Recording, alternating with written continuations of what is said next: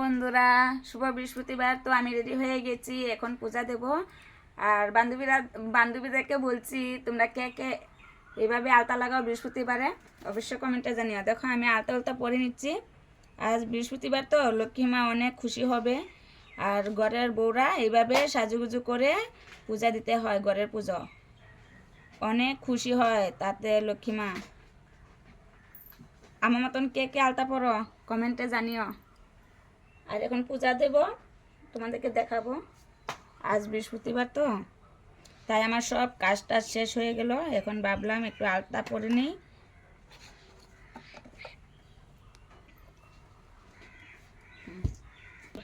দেখো কত সুন্দর ফুল, দুবা।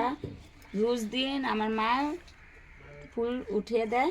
দেখো আমার ফুলের জন্য আর এত চিন্তা করতে হয় না, আমার মায়ে দিয়ে দেয়। কত সুন্দর ফুল আমার মার গাছের।